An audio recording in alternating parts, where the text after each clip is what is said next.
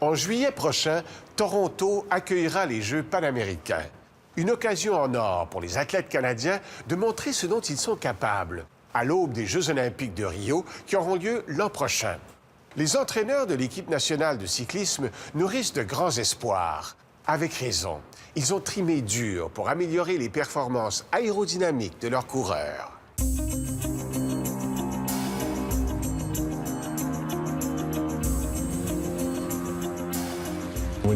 Quand on roule sur la piste, on sent les tourbillons de vent autour de nous. On sent la résistance. Ça veut dire que les athlètes vont être capables, avec le même effort, aller plus rapidement. Ce qu'on aime le plus, c'est d'amener la technologie, la démystifier, la vulgariser, l'amener à l'athlète. Les athlètes d'élite passent des années à s'entraîner, à se battre contre un ennemi invisible. L'air, c'est lui qui gruge toute leur énergie. La traînée aérodynamique constitue 90 % sur le plat de toute l'énergie que le cycliste met dans son vélo. Ce n'est pas tant l'air devant lui qui l'empêche d'avancer. C'est plutôt la turbulence et la zone de basse pression qui se créent derrière lui. C'est elle qui l'aspire et ralentit son avancée. 15 % de la résistance vient de son vélo et de la friction des pneus. 85 % vient de la résistance de son corps. C'est pourquoi l'enjeu est de rendre son corps le plus aérodynamique possible. Il y a beaucoup de gains à aller chercher par rapport à un athlète qui est bien positionné sur le vélo, qui est capable de minimiser la résistance dans l'air. Joseph Veloci est un sprinteur. Il fait partie de l'équipe nationale canadienne. Ce matin, Pierre Perron va le barder de capteurs. La position actuelle de Joseph en est une qu'il a adoptée intuitivement au fil des courses et des entraînements. Mais jamais on n'a mesuré, avec un appareil précis, l'ensemble des angles que forme son corps. Le but de Pierre est de trouver, en optimisant ces angles, la position dans laquelle Joseph produira le plus de puissance. Le mouvement de haut en bas du genou est très droit, très solide. Ça, c'est quelque chose qu'on aime voir. Ce qu'on s'est aperçu, par contre, c'est que le coureur était un peu trop bas, fermait l'angle entre la jambe et le haut du corps et pouvait, à un certain point, diminuer le power, la puissance qu'il pouvait générer. What we see is that you're a little bit lower. En montant la selle de son vélo, on a ouvert un peu plus l'angle entre ses jambes et son corps. Joseph pourra dégager plus de puissance. On verra plus tard sur la piste s'il est confortable avec sa nouvelle position. Un athlète d'élite, ça ne veut pas trop changer des choses sur son positionnement. Mais quand on leur montre les données scientifiques où ils voient vraiment les mesures, bien, il y a une ouverture qui se crée. Le peloton en faveur de Steve Bauer. Il y a 30 ans, l'aérodynamisme chez les cyclistes n'était pas ce qu'il est aujourd'hui. À l'époque où Steve Bauer, le champion canadien, a remporté sa médaille d'argent aux Jeux olympiques de Los Angeles. Bauer va tenter de conserver la commande, mais ce ne sera pas suffisant. À la fin de ma carrière, les positions plus aérodynamiques commençaient à évoluer.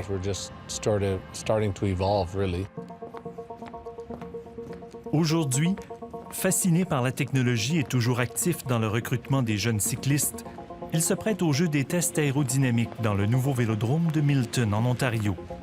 Une dimension de l'entraînement nettement plus étudiée et analysée qu'à son époque. Si tu veux gagner, tu dois réduire ta traînée en changeant de position ou en portant des vêtements ou un casque plus aérodynamique. Quand tu as un bon athlète, chaque micro-réglage peut lui faire gagner du temps. C'est ce qui compte. Gagner des millièmes de seconde. C'est ce que Joseph va tenter de faire sur la piste. On doit maintenant vérifier si la nouvelle position qu'on a établie plus tôt est aérodynamique. Pour prendre la mesure, on instrumente son vélo. Un capteur de puissance est installé dans la roue arrière. De minuscules jauges vont capter les forces appliquées sur la roue.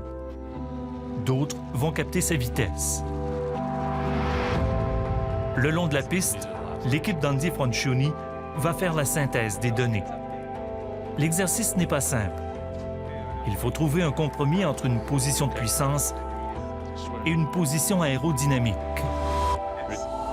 C'est le compromis offre-demande. L'offre, c'est la puissance que l'athlète peut fournir. Et la demande, c'est la puissance que la physique, la traînée aérodynamique, va bouffer.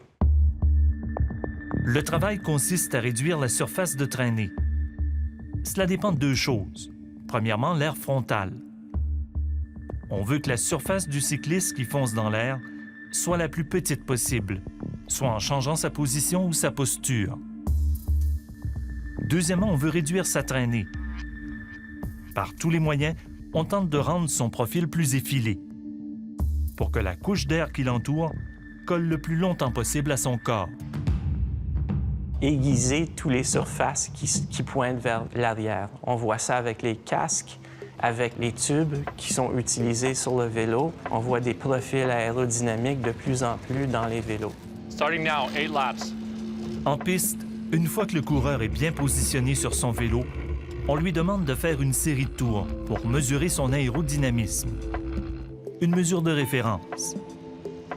Ensuite, durant sa course, on lui demande de changer de posture.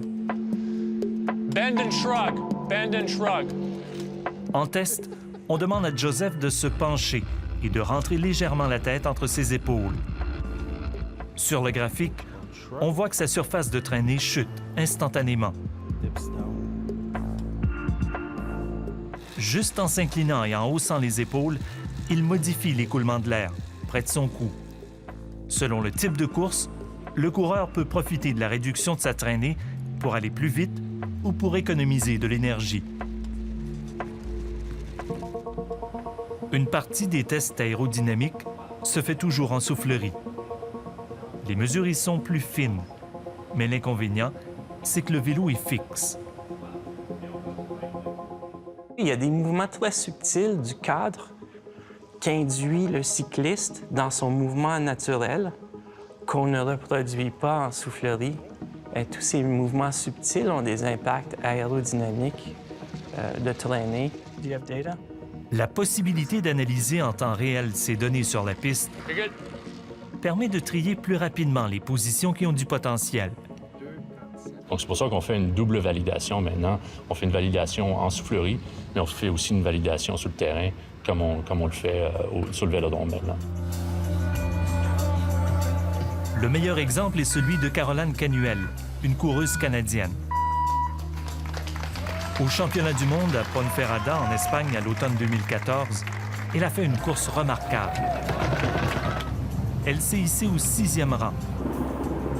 Seulement 51 secondes 26 derrière la championne.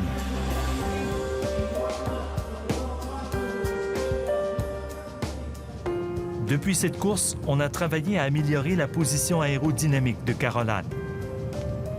Aujourd'hui, on estime qu'elle pourrait finir 55 secondes plus tôt, si elle refaisait le même parcours qui dure une quarantaine de minutes. En termes de position, elle aurait fini sur le podium, elle aurait fini en première position, donc avec la médaille d'or. Évidemment, il y a d'autres facteurs, mais je veux dire, là, pour l'instant, ça nous donne, dans son cas, elle, ça nous donne quelque chose d'assez important. Quant à Joseph Veloce, cela faisait 7 ans qu'il courait dans la même position. Il ne voulait rien changer. Aujourd'hui, il constate le résultat de sa nouvelle position sur son vélo.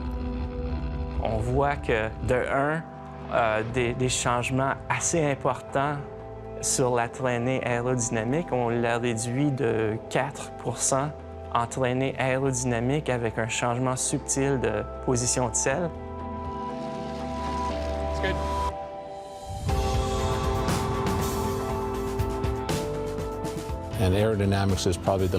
L'aérodynamisme, c'est la dernière pièce du puzzle. Et aussi bien au Canada qu'ailleurs dans le monde, les athlètes cherchent la perfection.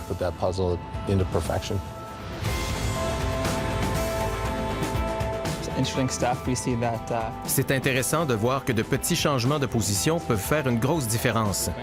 La science derrière ces tests nous donne une idée des gains possibles le jour de la course.